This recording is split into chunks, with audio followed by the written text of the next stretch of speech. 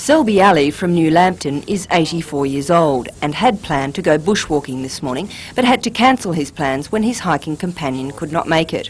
It was just as well, because his phone rang non-stop today with people wanting to congratulate him. Selby was not quite sure why he was chosen for the award. Well, that's a tough question. I've done such a lot of things that I'd imagine that they feel that what I have done in the field of total conservation and a good deal of work with youth, latterly with the Duke of Edinburgh Award schemes, and especially one section of that. Joseph Colmager from Cardiff worked as an interpreter and translator for the Commonwealth Bank. In this position he was instrumental in helping many migrants settle into Newcastle. Helping people to settle down in Australia, to integrate into the mainstream of Australian life, and also that I fulfilled my obligations as a loyal Australian citizen. For Myrtle Clyde of Maitland, it was her outstanding contribution to the Red Cross and home care which led to her inclusion in the honours list, while Joan Shannon of Wallsend was honoured for service to nursing, particularly in the field of stonewall therapy. Delighted. It's a rehabilitation, pre and post-operative, of people who have to have bowel, bladder or urinary diversions, and they have to wear an appliance. We in-depth counsel them and help them to gear this against wearing an appliance. And once they could come over this.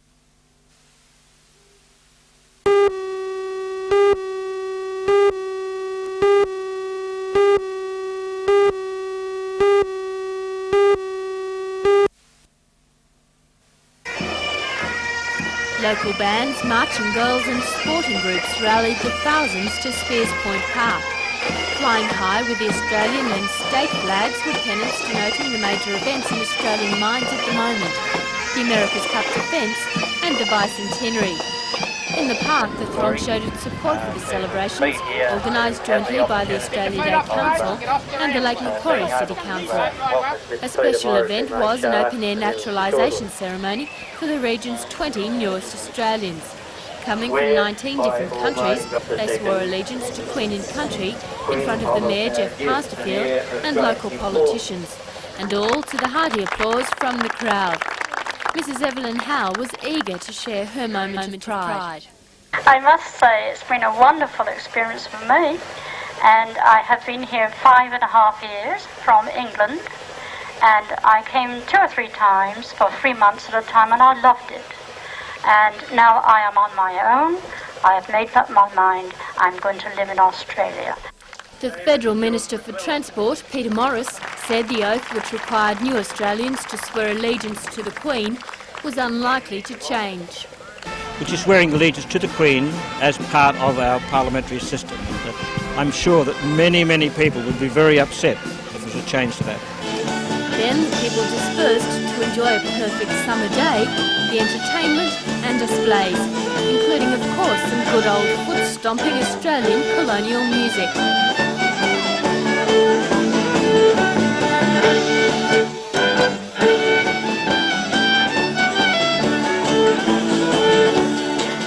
At the Western Suburbs Hospital, there was a quieter but no less joyous occasion as the Australia Day Council honoured the arrival of Timothy Andrew Dresser. At 4,310 grams, Timothy arrived at 3:38 a.m. to become the hunter's first baby born on his country's National Day. Parents Brian and Colleen say they hope their son's good sense of timing follows him through his future life.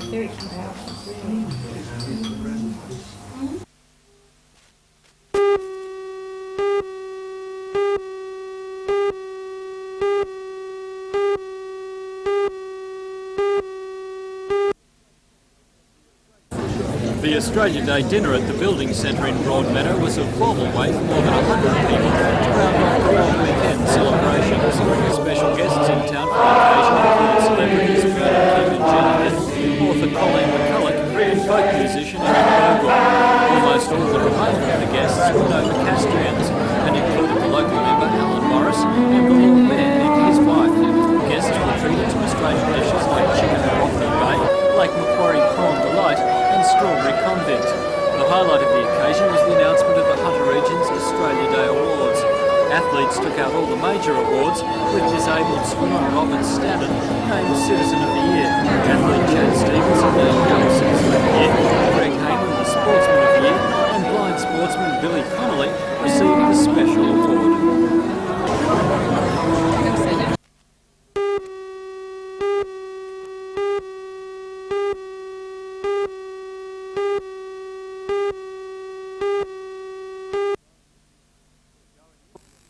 Going into yesterday's 36 holes, junior state team member Stephen Conran was sitting pretty, 3 strokes ahead of the field.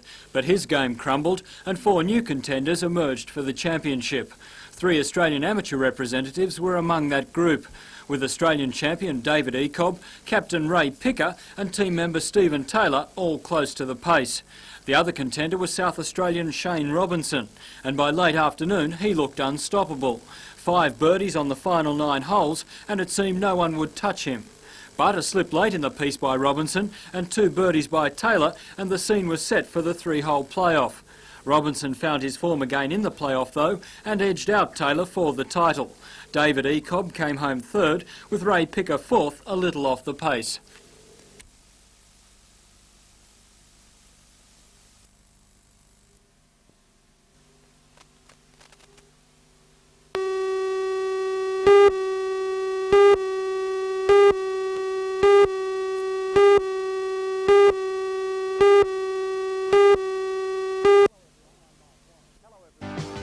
Hello everyone, I'm Mark Warren.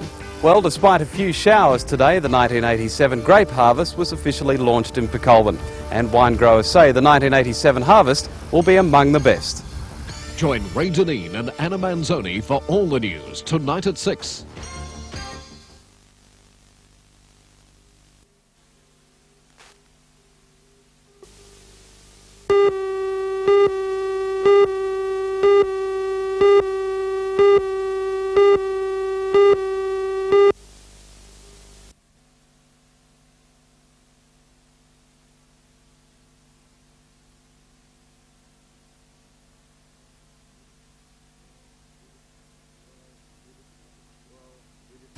Well, we didn't have enough bookings. It's as simple as that. And it's a great disappointment to me because of all the work that I've been involved with and everybody on my staff here. And I think it will be a great disappointment to the few number of people that have bought tickets. Couldn't it have been scaled down?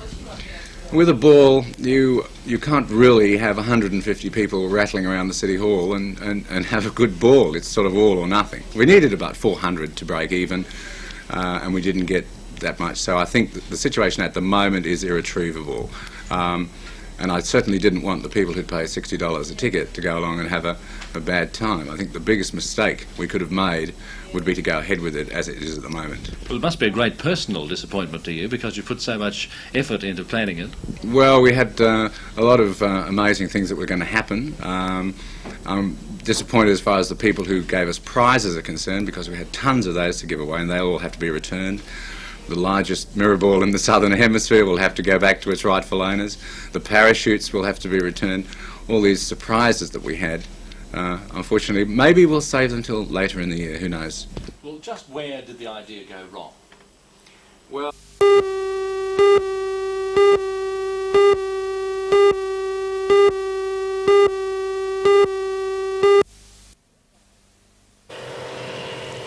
The SRA's plan was taken to meetings of wheat farmers held over the last few weeks. Less than 1,000 of the state's 15,000 wheat growers attended. Despite the apparent lack of interest, the SRA says its plan is still on offer and, if accepted by the wheat industry, could be introduced by the end of this year. A meeting will be held between the SRA, local councils, the DMR and farming groups to discuss the finer points of the proposal. But the SRA says it will be ultimately up to the wheat industry to decide if the plan does go ahead. The New South Wales Farmers Association is supporting the SRA plan in principle and has urged farmers to express their views on it. The association says the SRA is not proceeding with the plan until the wheat industry gives the green light. The issue will be discussed at the association's General Council meeting next week, and it believes the $1.25 million needed to maintain and upgrade roads after little used branch lines are closed can't compare to the $28 million wheat farmers will save if the plan is adopted.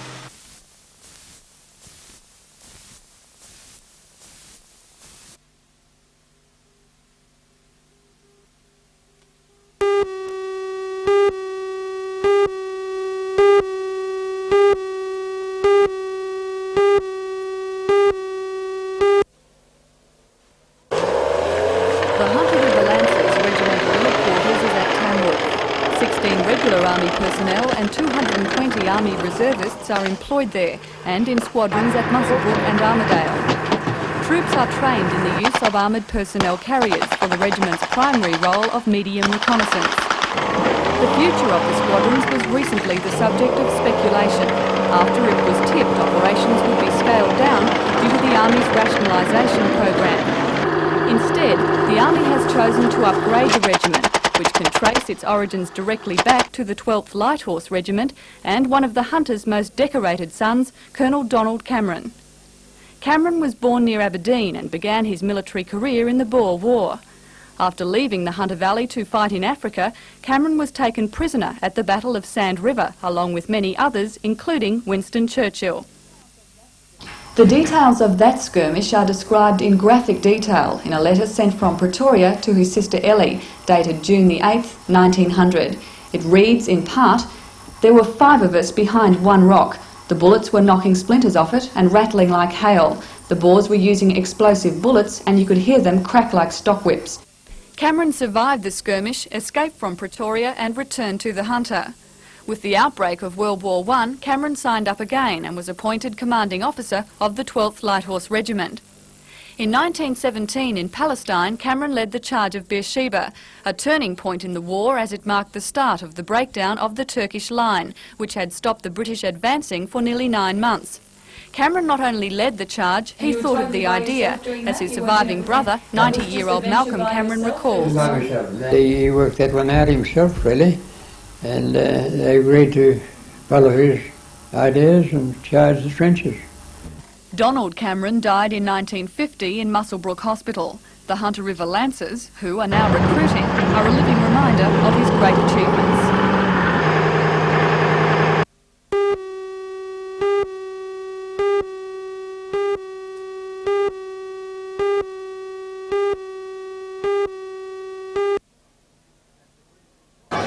At the Green Hill Shopping Complex at East Maitland, 2 of the stars of the Peacock Show unveiled the latest telethon money raiser.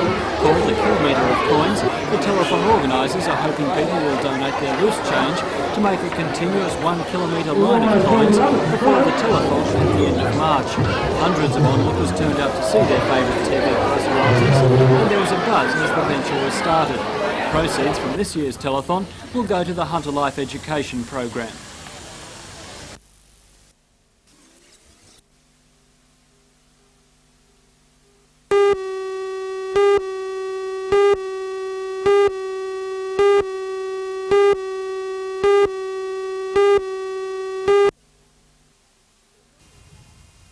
The Rural Land Study has been prepared by the Department of Agriculture in conjunction with the Great Lakes Shire Council.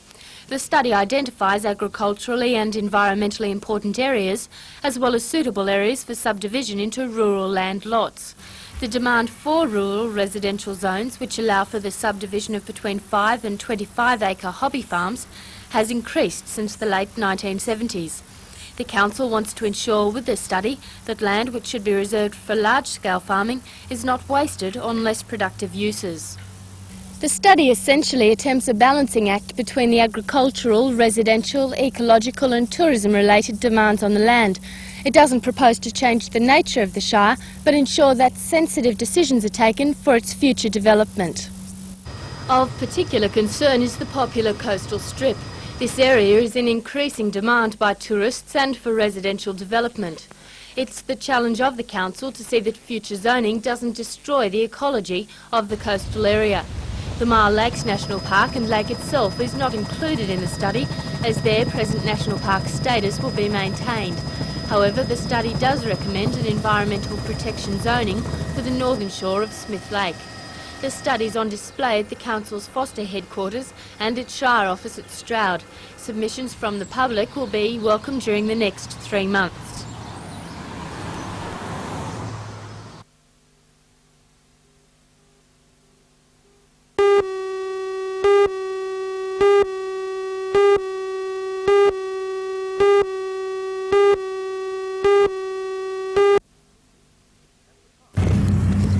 At the time, 3 weeks ago, the Pollution Control Commission warned the steelworks of stiff fines if it didn't get its act together. The threat brought an immediate response from the company, and plans were drawn up for filtering equipment to be improved.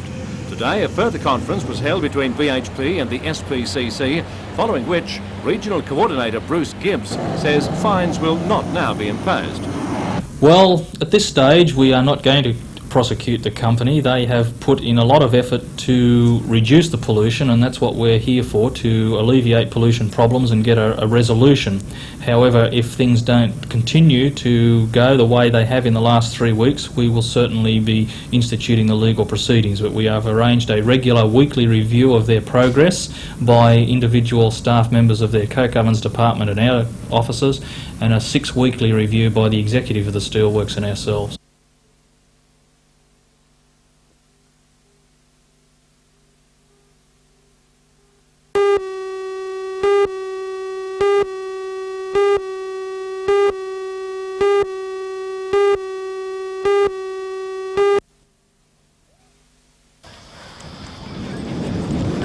Yes!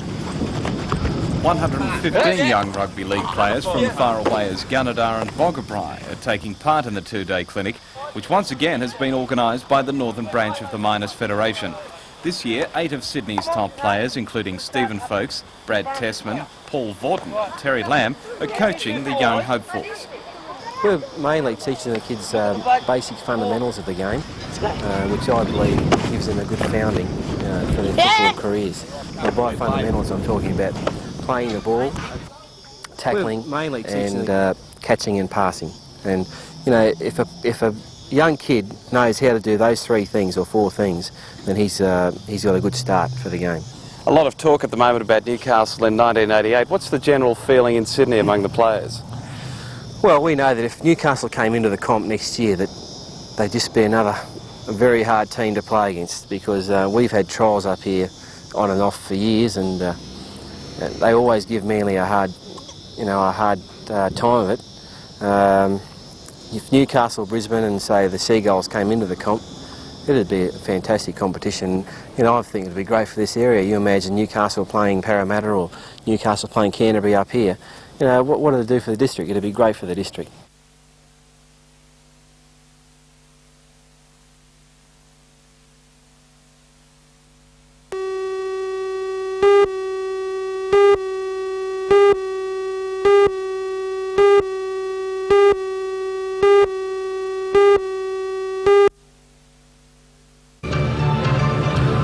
More than 20 hopefuls put on their dancing shoes at the Howsat Fitness Centre, vying for a place in Newcastle's first professional dance group.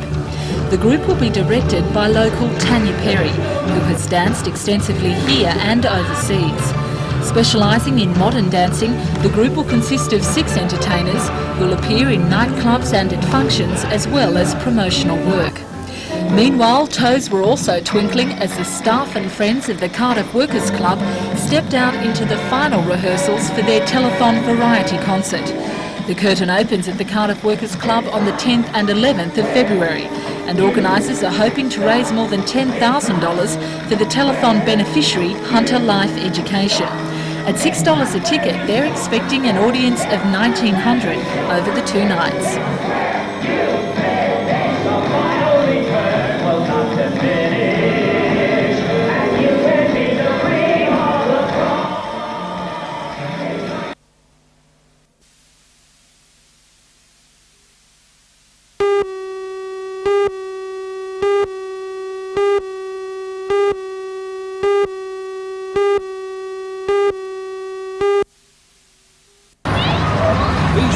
Taken near the end of last year, highlight the problem.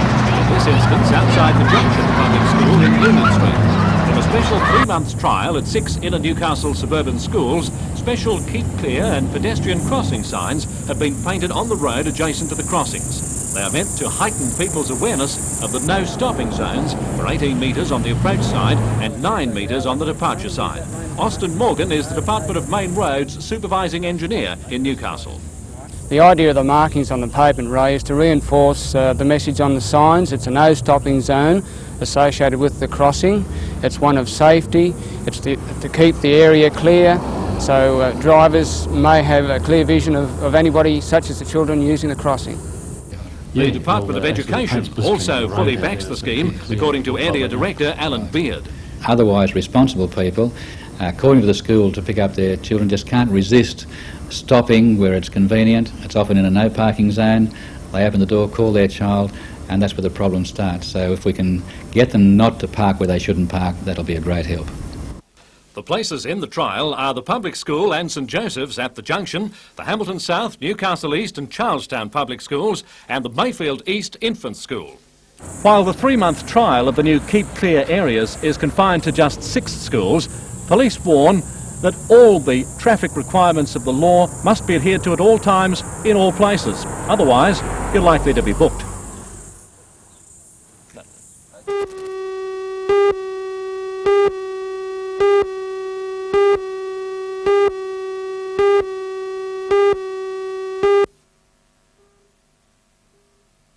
Tight security was once again in force at Newcastle Court today for the second appearance of Luke, Harry, Sylvester, Paul, Clement Wickens.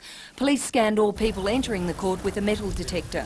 Apart from the abduction and sexual assault charges, Wickens also appeared charged with causing grievous bodily harm, maliciously setting fire to a motor vehicle and numerous break, enter and steal charges. Wickens' defence counsel, Bill Norman, in seeking a hearing date for the assault charges, said the sexual assault charges would be strongly denied by the defendant. Police allege that Wickens abducted a 2-year-old girl from her Charlestown home on December 23 and took her to a Mayfield park where he sexually assaulted her. Magistrate Kel Clark recommended that Wickens be placed in protective custody until the hearing, which he set down for March 2.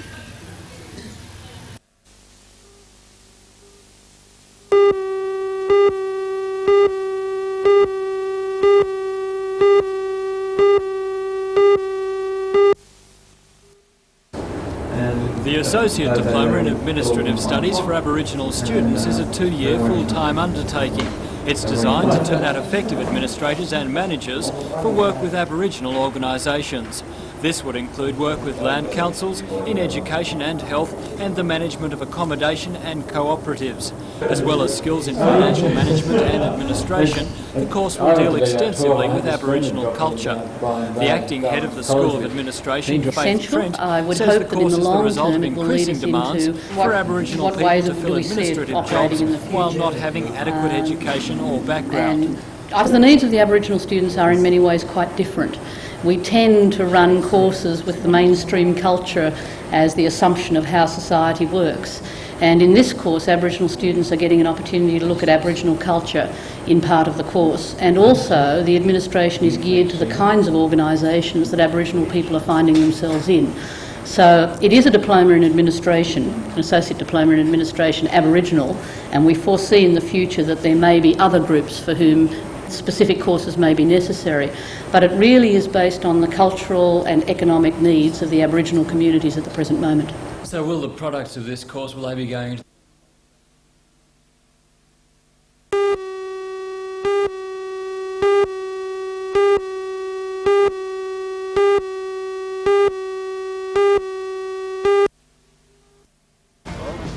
Hello everyone, I'm Mark Warren. State dockyard employees met in Newcastle today and endorsed a campaign which could save the troubled yard from closure. Union representatives will take the campaign to the New South Wales Labor Council and state politicians. Join Ray Deneen and Anna Manzoni for all the news tonight at 6.